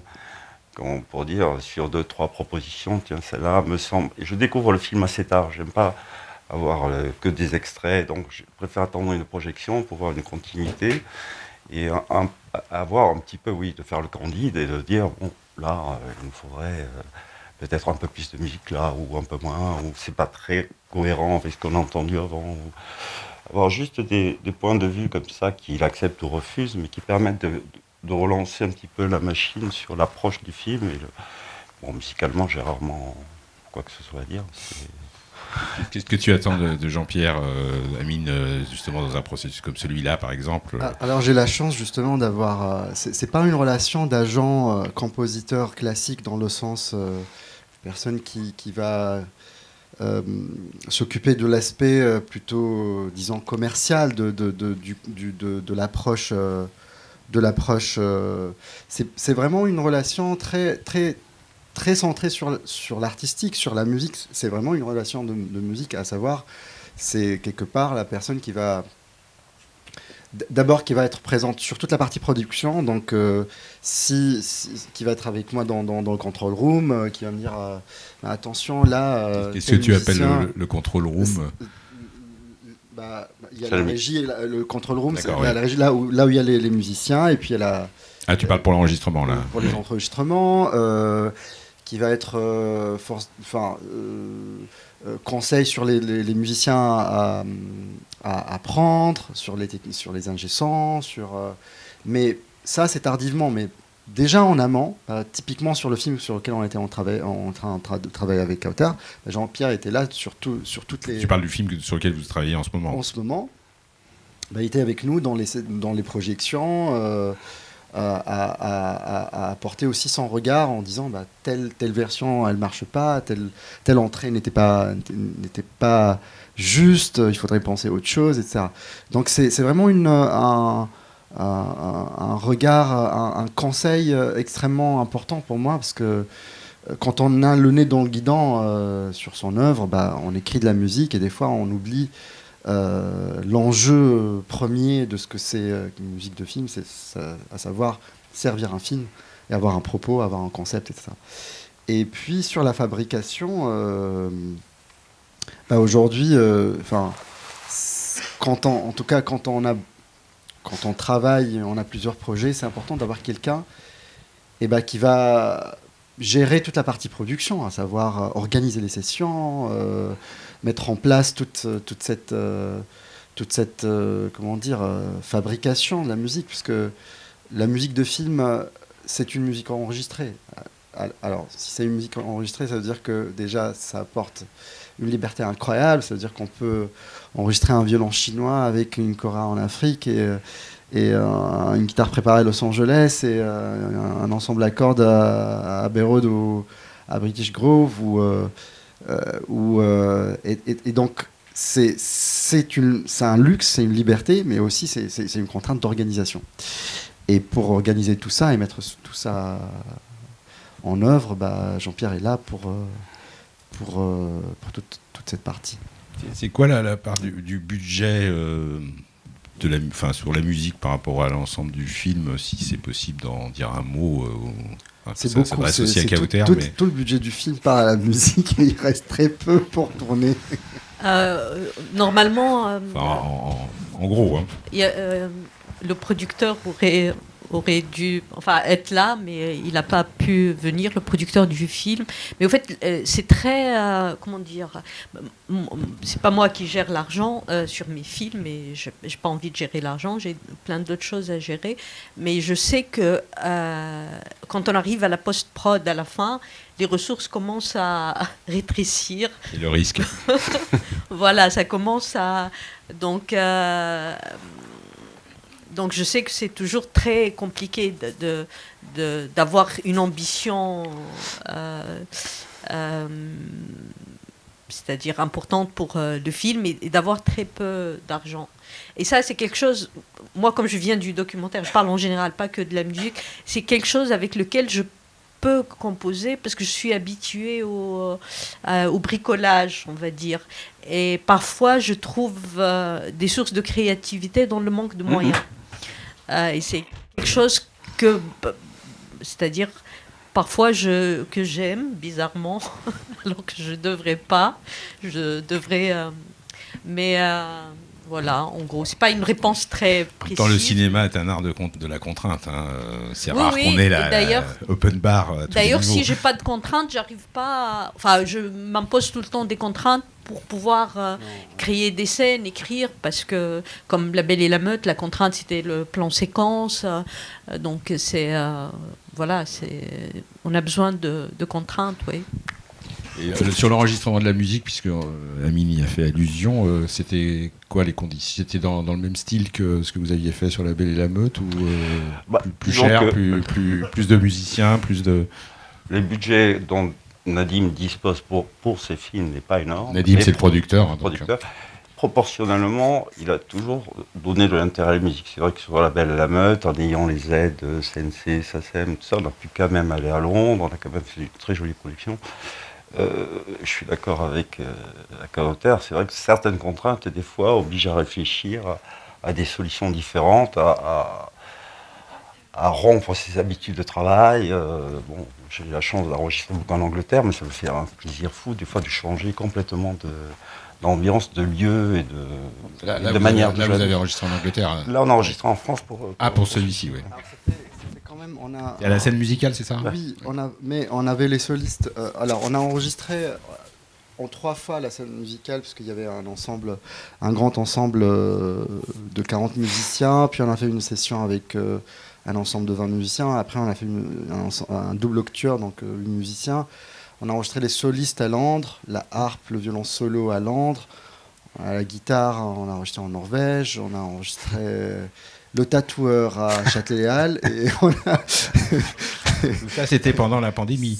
Enfin, je veux dire, en période confinée ou semi-confinée, donc dans un moment qui n'était pas le plus facile, j'imagine. Ouais, j'imagine que c'était la même chose pour la post-prod, par ailleurs. Oui. Tout à fait. D'ailleurs, je pense que je me rappelle encore, et c'était un peu... Parce que je dirigeais les musiciens, on avait des masques à la scène musicale, et c'était j'arrivais pas... Enfin, parce que quand on dirige, on véhicule aussi beaucoup d'émotions avec le visage, et le fait d'avoir des masques, c'était... En tout cas, ils étaient contents, les musiciens, d'être là. C'était la première, je pense, session. Et c'était quand exactement, pour situer par rapport justement à la... Septembre 2020. 2020, non, ouais, c'est ça. Donc dans un moment, en tout cas en France, où c'était un peu réouvert, mais avant tout que ça à se fait. referme. La scène musicale venait d'ouvrir. C'était la première session. d'enregistrement. Les musiciens étaient tellement contents de reprendre le studio et de rejouer ensemble. Et puis même les musiciens anglais, alors il n'y avait pas du tout de studio ouvert en Angleterre, il y avait Air qui prenait une vingtaine de musiciens, alors que Air Studio, il peut prendre un orchestre de 80 musiciens. Donc à la fois on avait une euphorie de pouvoir rejouer, pouvoir réenregistrer des musiques, etc. Et en même temps on avait tellement de contraintes de nombre de musiciens, de masques, de port de masques, que et c'est pour ça que Jean-Pierre dit que c'était une production en puzzle, puisque il y avait beaucoup de sources acoustiques.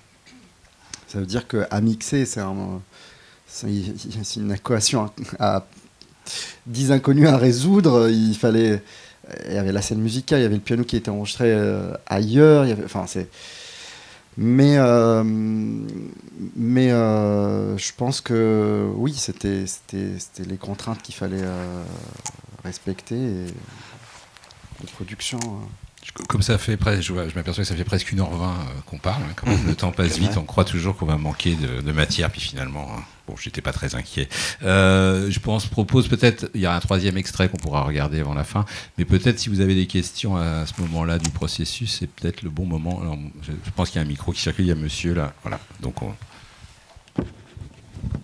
posez toutes les questions que vous voulez, hein, vraiment. Questions ou observations ou commentaires, enfin bon. Toutes les questions, vous êtes sûr? Alors, quel est votre numéro de carte Visa, s'il vous plaît? Je ne connais pas, j'ai pas ma carte. Ma carte, je le connais pas. Mais déjà, bravo pour votre travail à tous les deux et la collaboration. On sent bien voilà, que vous travaillez bien ensemble et les résultats sont super. Et j'aurais une question justement pour vous plutôt. Dans votre travail, on voit beaucoup l'influence de la musique contemporaine, de la musique instrumentale. On sent que dans la musique électronique, il y a aussi les mêmes préoccupations du monde contemporain qui vit dans la musique électronique. Et puis vous faites fusionner les deux. Est-ce que c'est typique de votre style de compositeur, ou est-ce que c'était pour le film ici? Est-ce qu'il y avait une raison dramaturgique de commencer par la musique contemporaine, de glisser vers la musique plus dansante, plus électronique? Je pense que avant de conceptualiser la musique, je pense que c'était une impulsion pas du tout réfléchie. Comme je vous ai dit, je suis parti surtout du son de la machine à tatou. Et en l'entendant, même les boucles rythmiques qu'on entend là, on sent que c'est irrégulier. En plus, il n'y a pas le fameux kick qu'on entend qui pourrait être un kick de musique électronique.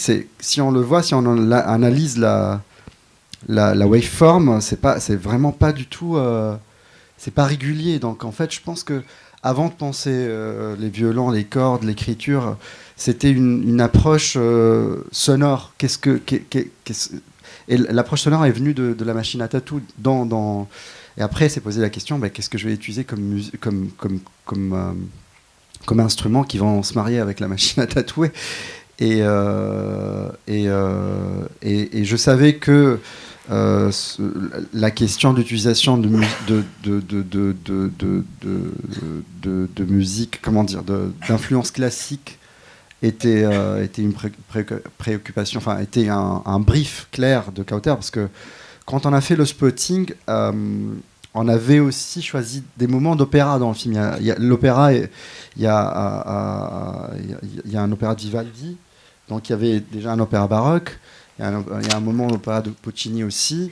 Donc, il fallait que la musique aussi, la résonance des instruments classiques dans la musique, et puis la musique électronique, comme je vous l'ai dit, elle était vraiment, elle est venue avec ce son de. Je pense que si j'avais pas, stretché, enfin, le son de la machine à tatou à je sais pas combien, enfin à moins, je sais plus combien, et j'avais pas ce kick qui m'a rappelé un kick de musique électronique, je serais pas allé là-dedans. C'est venu vraiment de là. Je l'avais rentré dans le plugin et je me dis ah ouais, c'est intéressant, et du coup c'est venu de là l'idée de la musique électronique. Ouais, vraiment très artisanal en fait. C'est le sang qui m'a inspiré ça. J'ai commencé à jouer avec le sang, à le triturer, et tout d'un coup est sorti un synthé répétitif qui faisait une boucle. Ah, c'est intéressant. Du coup, ça fait un synthé. Donc, c'est venu comme ça. Mais c'est pas venu en. Je me suis pas posé la question depuis le début en me disant ah oui, il faudrait faire une musique un peu branchée, électronique. Pas du tout. C'est vraiment venu du son lui-même qui m'a guidé petit à petit en le coupant.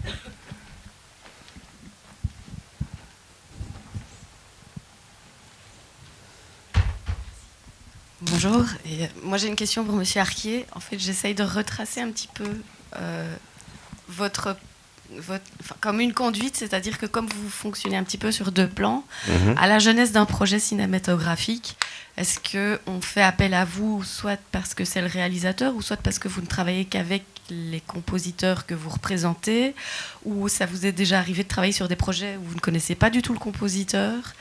Et du coup, dans quelle mesure ça peut vous rendre mobile, vu qu'en effet, en termes d'enregistrement comme en termes d'effectifs, ça peut avoir une palette géographique assez large? Disons, la nature de ma collaboration, c'est bien sûr en priorité les compositeurs avec qui je travaille.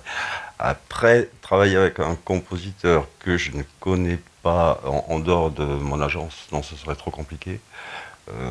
Bon, si demain Johnny Greenwood me demande, je pense que j'accepterai. Mais une session avec toi. Non, il n'y a pas de. En tout cas, la vocation, c'était de créer, puisque encore une fois, j'étais producteur et que les compositeurs m'ont demandé d'être leur agent. Ça permet de créer justement une agence assez petite dans laquelle je peux servir, encore une fois, très différemment les compositeurs. Je ne travaille pas du tout avec Bruno Coulet comme avec Amine. Disons, les plus proches sont peut-être, Éric Neveu, Amine ou Valentin, parce qu'on a établi des relations dès le départ. Valentin, Adjadj, pardon. Donc, c'est très différent, mais je n'ai pas vocation, disons, à développer ça à l'extérieur. Donc il y a plus, c'est une attractivité au feeling, c'est-à-dire que vous ne refuseriez pas, dans le sens inverse, un projet lié à un de vos compositeurs si ça vous plaît pas ou, enfin, c'est parce que déjà il y a ce feeling au départ. Il y a des fois, si on parle des projets qui arrivent sur les compositeurs, il y a des fois on en discute très, pas violemment, mais des fois on peut vraiment dire non, il faut pas que tu fasses ça. Non, il y a quand même un gros travail de management aussi sur le choix de carrière, de ce qu'on accepte, de ce qu'on n'accepte pas. Il y a la double casquette, donc on ne peut pas le faire avec beaucoup de monde, forcément. Si chaque compositeur prend ne serait-ce qu'une journée par semaine, bon, il y a 8 compositeurs, voilà, donc c'est déjà beaucoup de travail. Merci. Il y a déjà un roulement dans la semaine. Bonjour, pardon, je suis là. J'avais une question au compositeur. Je me demandais en termes de pré-production, avant que tout soit enregistré en studio, ce qui j'imagine représente un certain coût. Et donc, quels outils vous utilisez en fait pour composer, comme vous parliez ici de l'importance des sons, notamment sur les instruments acoustiques. Est-ce que vous avez des sessions justement avec des instrumentistes pour travailler sur des pré-prod, ou est-ce que vous utilisez essentiellement des logiciels, et est-ce qu'une fois que les instrumentations sont enregistrées en studio, vous revenez en fait sur ces enregistrements? Je sais que parfois il y a un second travail une fois que tout est là, c'est pas définitif, et peut-être on peut revenir et avoir envie de réenregistrer des choses. Et je me demandais, en termes de aussi contraintes budgétaires, comment ces allers-retours fonctionnent en fait. Très bonne question. En termes d'abord, en fait, je trouve qu'aujourd'hui, on est très... Comment dire? Si on maquette tout, on devient esclave des banques de son. Les banques de son dictent la manière dont on écrit, quelque part. Si on a une banque de son qui fait de très très beaux legatos, je veux dire n'importe quoi, on va écrire pour que ces legatos sonnent bien, etc. Et donc, pour enlever cette contrainte, je travaille avec des vrais musiciens. J'écris ma musique et je travaille avec des vrais musiciens. Ma pré-prod. Et après, on réenregistre plein de choses, et après je reviens pour retravailler.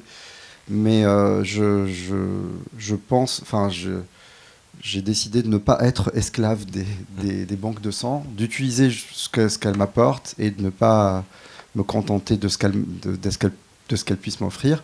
Donc je construis aussi mes propres banques de sang.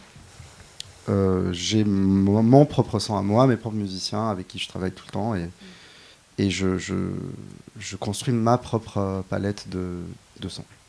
J'imagine que c'est des conditions qu'on n'a pas toujours en fonction des productions, de pouvoir solliciter des instrumentistes. Alors pour les temps de pré-production, si, enfin, si. Il suffit de mettre, comment dire, de décider que c'est cette manière-là de travailler qui nous, je sais pas si. Quitte à que ça soit une partie de la rémunération, je sais pas. Par exemple, au lieu de se dire je vais être payé tant, je vais être payé moins, et l'autre temps, c'est parce que mon outil de travail, c'est aussi. C'est le dispositif qui est dessiné comme ça. Et après, bien sûr, on enregistré. Ça peut arriver beaucoup que je revienne chez moi. Oui. Et encore, on garde pas mal de choses. Souvent.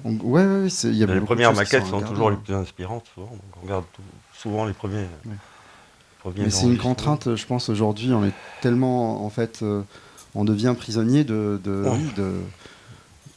telle banque ou telle banque ou telle banque ou telle banque de sang, et puis ça réduit le champ des possibles, et ça réduit l'expressivité, ça réduit la manière d'écrire. Aujourd'hui, je pense que si on écrit moins de mélodies, c'est parce que les mélodies sonnent pas bien avec les banques de sang qu'on a. Hein. C'est pour ça qu'il y a tout le monde qui utilise que des pianos, parce que le piano, c'est tout le temps bien samplé, et du coup on fait du piano. Donc, c'est une explication intéressante, parce que j'y avais jamais pensé que ça puisse avoir à ce point influencé l'esthétique globale des musiques de film. C'est pour ça, je pense que les musiques de film les plus intéressantes aujourd'hui viennent pas. Enfin, bien sûr que dès qu'il y a un artiste qui vient pas de la musique de film, tout d'un coup c'est intéressant. Pourquoi ? Parce que cet artiste-là a développé un langage qui n'est pas prisonnier de ce qu'on appellerait musique de film dans le sens commun. Dès qu'il y a un musicien de jazz, un musicien d'électro, un musicien du monde qui fait une musique de film, ou Johnny Greenwood qui est rocker, tout d'un coup ça apporte un cachet. Pourquoi ? Parce que cette personne-là n'est pas devant son ordi à faire des mock-ups tous les jours, mais non, elle est avec son groupe de rock en train de faire des sons et de chercher des choses. Il y a d'autres compositeurs, Thomas Newman par exemple, c'est des gens qui travaillent avec leurs musiciens. C'est tous les jours dans le studio, j'ai écrit telle mélodie, on travaille, etc. Et ça apporte une richesse incroyable, je trouve, de la manière dont c'est abordé la musique de film. Surtout sur les musiques de chambre, que tu aimes beaucoup, toi, que tu utilises en petite formation, il n'y a aucun son qui soit crédible, à part peut-être un peu le London Contemporary, mais qui est utilisé par tout le monde. Donc, et du coup, tout le monde sonne pareil. Oui, d'autant plus que j'imagine que dans le cinéma, il y a une attention qui est portée vraiment aux textures de son, et puisque la mélodie, on n'est pas sur des albums de musique, donc j'imagine que, à travers ce que vous dites, j'entends aussi que c'est la nature des sons qui a son importance, et donc la spécificité des sons, ce qui peut faire l'identité du compositeur, de la compositrice. Absolument. Si on n'a pas son propre son de tel instrument, ou de telle manière dont c'est enregistré l'instrument, ça va sonner comme tout le monde. Comme tu dis, le London Contemporary Orchestra, que j'adore, c'est une banque de sons que tout le monde utilise, tout le monde va sonner pareil. Sauf si tu crées ton propre London Contemporary Orchestra. C'est vrai. Sauf si tu prends le temps d'imaginer une manière de jeu, de micer, d'enregistrer d'une certaine manière tel musicien, de mettre le micro plus proche, plus loin, et du coup, l'approche sonore devient identitaire. Ton son de violon, c'est ça, et c'est pas comme et c'est extrêmement important pour avoir une singularité, je pense, parce que sinon tout le monde sonne pareil, et c'est moins intéressant. Je me permettais cette question parce que je me mets dans la peau d'un compositeur, d'une compositrice qui commencerait justement à travailler peut-être de manière très modeste sur des projets, et qui n'aurait pas les outils pour travailler avec des instrumentistes, et donc qui nécessairement va peut-être s'orienter pour des instruments acoustiques vers des logiciels. Donc c'était aussi une réflexion sur l'économie de la musique, et comment aussi, avec des petits moyens, on peut être déjà dans quelque chose d'identitaire, comme vous le disiez. Alors moi j'ai eu ça quand j'étais jeune compositeur. je voulais, enfin, ce que j'ai fait, je pense que c'est un peu tordu, hein, mais j'ai appris à jouer de la clarinette, j'ai appris à jouer de la guitare, j'ai appris à jouer plein d'instruments parce que je voulais un vrai son de clarinette et j'avais pas les moyens de payer un musicien pour faire ça. Aujourd'hui, je pense que quand on est dans des conservatoires, on a tous des amis, on peut essayer de travailler comme ça. Si la volonté est là, je pense qu'on peut trouver des solutions pour aller là-dedans. Après, c'est une contrainte aussi, donc il faut trouver une manière de se libérer de cette contrainte-là. Je sais pas, apprendre ou appeler un ami pour jouer quelque chose. Enfin, les solutions existent, il suffit de les chercher, je pense. C'est pas uniquement économique, je pense. C'est vraiment une approche. Ça devient économique quand les sommes quand il faut se créer une banque d'orchestre, oui. Alors là, c'est extrêmement cher. Pour avoir fait l'exercice, pour avoir sa propre banque d'un ensemble de cordes de 50 cordes, c'est très cher. En revanche, pour d'autres choses, je pense que non, c'est pas... Merci pour vos réponses.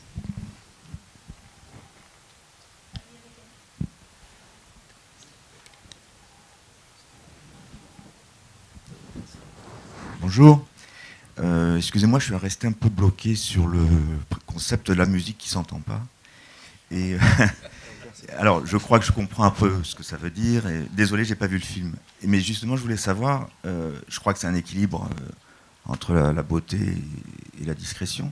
Mais est-ce que ça impliquait une musique plutôt lente, un tempo lent, ou est-ce que vous êtes allé dans tout type de musique? Bon, moi, j'aurais vraiment la curiosité de l'écouter et de voir le film. Mais est-ce que vous pouvez en parler un petit peu? Est-que c'était vraiment un tempo plutôt lent, justement, que ça l'a obligé ou pas du tout? Alors là, du coup, on parle d'un score entier de 40 minutes, donc il y a de tout. Ouais. Il y a des musiques plus suspendues, il y a des musiques plus rythmées. Je pense que je vais laisser peut-être Kauter aussi répondre. La musique qu'on n'entend pas, c'était surtout pour dire... qu'il ne faudrait pas qu'elle écrase l'image, je pense. Elle avait peur que la musique vienne écraser une image, vienne souligner des intentions du jeu, vienne souligner des... C'est plutôt ça, en tout cas, c'est comme ça que je l'ai interprété. Après, les tempi, c'est scène par scène. Je vous invite à écouter la musique, elle est sur Spotify, La Belle Lamotte. C'est vrai qu'il y a beaucoup de musique suspendue, il y a beaucoup d'atmosphère, comme on le dit. Très acoustiques tous, à partir de sources acoustiques, que ce soit des cordes ou des guitares préparées ou des pianos préparés. Mais il y avait aussi des musiques rythmées parce qu'il y avait des scènes... Comme il n'y avait pas de montage, justement, c'est 9 plans séquences. Donc en fait, si tout d'un coup on sent qu'une scène est lente et on a besoin... c'est la musique qui va... On ne peut pas couper dedans. C'est la musique qui va insuffler un rythme. C'est la musique qui va faire que la scène est tout d'un coup plus courte, ou tout d'un coup passe plus rapidement. Ou si une scène, à l'inverse, passe trop rapide, ça veut dire qu'une émotion, on n'a pas le temps de vivre cette émotion. Et la musique, elle va être là pour faire de sorte que la scène, au ressenti, soit plus lente. Donc il y avait aussi un enjeu, de rythme inhérent qui était pris par la musique parce qu'il n'y avait pas de montage. Je te laisse peut-être répondre à la musique qu'on n'entend pas. Moi je fais juste un aparté. La musique qu'on n'entend pas, c'est un genre musical depuis toujours. Hein. Enfin, je veux dire, dans les années 30, il y avait déjà de la musique qu'on n'entend pas. Donc, je veux dire, c'est pas une nouveauté, enfin, ce qu'on appelle underscore ou ce genre de choses. C'est pas une totale nouveauté, je pense, dans le film de Kauter, même si après chacun a sa façon de le faire et sa façon de la placer. Mais c'est un des aspects, au fond, de la musique de film depuis toujours, finalement. Tout à fait, ouais. Et en l'occurrence, c'était pas de l'underscore ici, parce que l'underscore, c'est toujours référence. Enfin, l'underscore, c'est beaucoup utilisé dans la télé. On met de l'underscore sur des dialogues, par exemple, pour faire. En l'occurrence, là, la musique a été là, il n'y avait pas de dialogue. D'ailleurs, Kauter une des critères que la musique soit bien ou pas dans un film, c'est qu'elle soit pas sous des dialogues. Du coup, la musique elle prenait en charge. Oui, parce que pour moi, les dialogues, c'est déjà de la musique. Il y a une manière de... Quand je dirige un acteur, on dit un interprète. Pourquoi? Parce que même la manière la plus triviale de dire « passe-moi le sel », c'est une fois... C'est-à-dire, quand c'est filmé, ça devient de la composition. Donc, ajouter de la musique, on peut. D'ailleurs, dans le dernier film, on l'a fait. Mais au fait, c'est autre chose. J'ai l'impression que ça devient du bavardage, cacophonie. C'est vrai que oui, la musique aussi peut être pensée comme un acteur. Enfin, une musique, c'est comme un acteur aussi. Elle s'insère dans des moments. Elle laisse la place aux autres acteurs. Elle laisse la place, des silences. Elle est là sans être là. Et des fois, elle prend le dessus. Donc, il y a un côté. Enfin, il y a beaucoup de mise en scène, d'acting dans la musique elle-même. Je pense. Pardon, je sais pas si j'en ai répondu.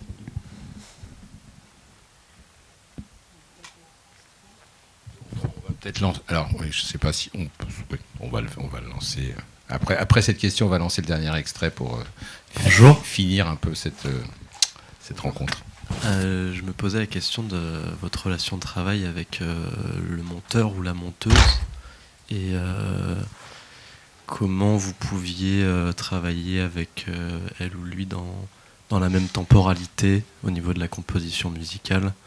Si c'était possible ou quelles étaient les contraintes, qu'est-ce qui peut-être empêchait aussi ça. Voilà. Alors en général, c'est moi qui passe beaucoup de temps avec le monteur, tous les jours. Et c'est une étape très dure, le montage. En tout cas pour moi, c'est surtout au début, quand il n'y a pas de rythme, j'ai l'impression que j'ai fait un film horrible, que rien ne marche, les comédiens sont mauvais, les prises, il n'y a pas d'histoire, donc voilà, je deviens malade. Et à un certain moment, il y a quelque chose qui arrive, et ça je le sais avec l'expérience, mais à chaque fois je deviens malade, ça, je ne peux pas. Et à un certain moment, et tout ça, au fait, le musicien n'est pas encore là. Au fait, on met des musiques temporaires. Par exemple, L'Homme, on a utilisé les musiques qu'Emile nous a proposées pour accompagner un peu. Mais quand le film commence à bouger, c'est-à-dire à bouger, à devenir presque un organe vivant qui rejette des scènes, même si moi je les aime, le film n'en veut pas, donc je dois les enlever. Quand on commence à trouver comme ça une espèce de vitalité interne au film, là, le compositeur entre en jeu. Donc, en général, c'est-à-dire le va-et-vient n'est pas, comment dire, c'est pas quelque chose d'automatique. Une fois qu'on a trouvé la narration et le film, là, le musicien compose à l'image ce qu'on a, en fait, le rythme qu'on a trouvé. Et j'ai pas le souvenir que j'ai changé le montage pour la musique. Ça m'est jamais arrivé. Parce que justement, par exemple, Amine parle beaucoup de couleurs, tout ça. Moi, mon obsession, c'est la narration. C'est que l'histoire soit organique, fluide, qu'on arrive à comprendre. Et c'est pas simple de raconter des histoires. Et surtout, quand on fait un film, on a tellement d'outils, y compris la musique, mais pas que l'assemblage de toutes ces choses-là c'est un tour de magie, au fait, de dire tout ça, ça se passe ici, là et maintenant, et c'est organique. Mais cette scène qu'on regarde comme si c'était la vérité même, est fabriquée par plusieurs personnes, donc, y compris par le montage. Et le montage, et c'est là où on a besoin de musique, effectivement, parce qu'on commence à réfléchir à la rythmique du film.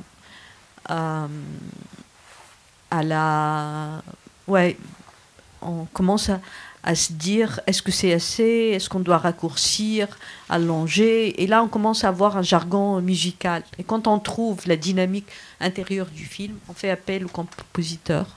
Ce que disait Kauter, parce que en fait, c'est pas le cas tout le temps. Il y a beaucoup de montages qui se servent de la musique pour combler un rythme, parce que ça marche pas. Du coup, on met de la musique et tout d'un coup, ça marche. Et en fait, Kauter, elle travaille d'abord sans montage, sans rythme. Le rythme inhérent de la scène, est-ce que c'est plus court? Est-ce qu'il faut raccourcir par là? Est-ce que ça se tient? Est-ce que l'émotion est là? Est-ce que c'est le bon silence, le bon regard, le bon contre-champ?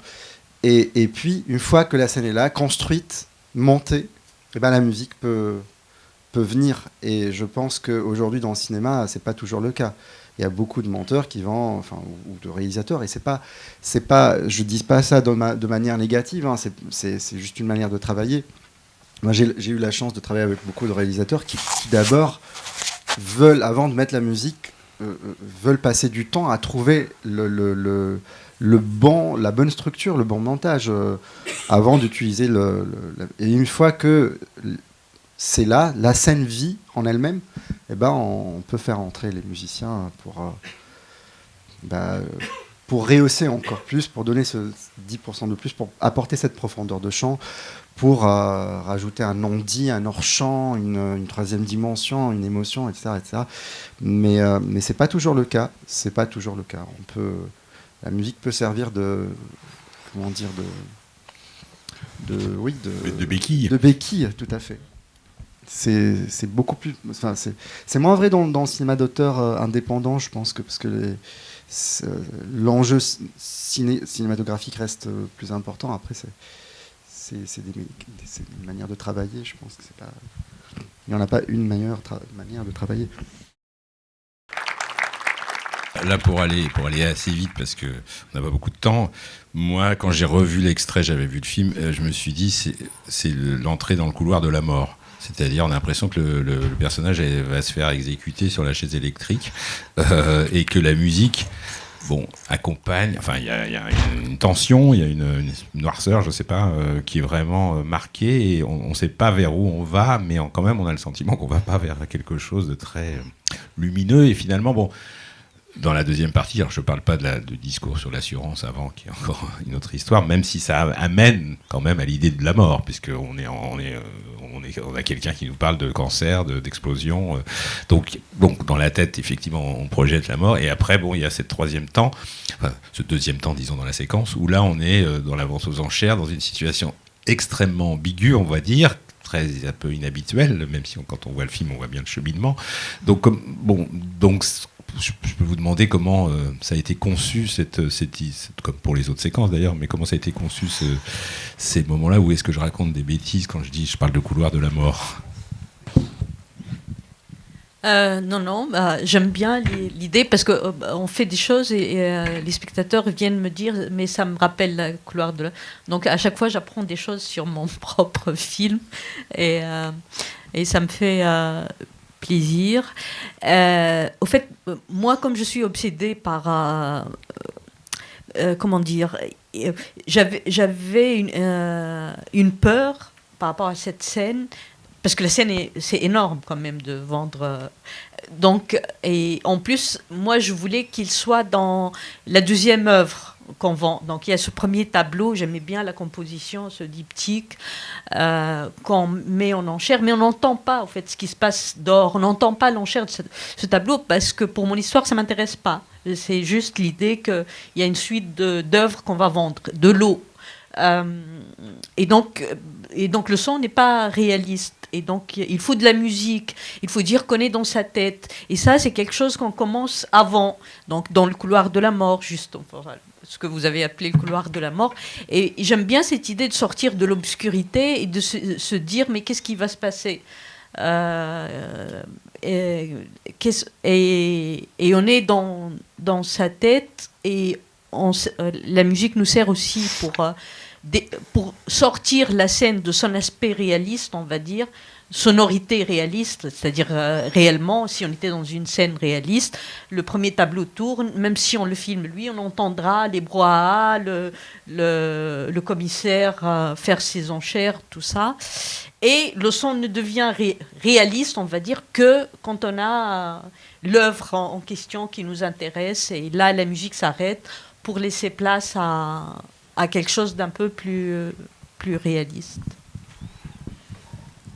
Mine, tu veux ajouter quelque chose? Ouais, moi, en revoyant, je me dis, il y a à côté un côté, il y a beaucoup d'humour aussi dans la manière où c'est tourné. Il y a un côté diabolique, un humour diabolique. Il y a au même temps, l'assureur d'ailleurs qui est l'artiste, le vrai artiste Wim Delvoye, qui parle de cancer et d'explosion, et on parle et après on voit l'œuvre sans sa tête. Enfin, on voit le.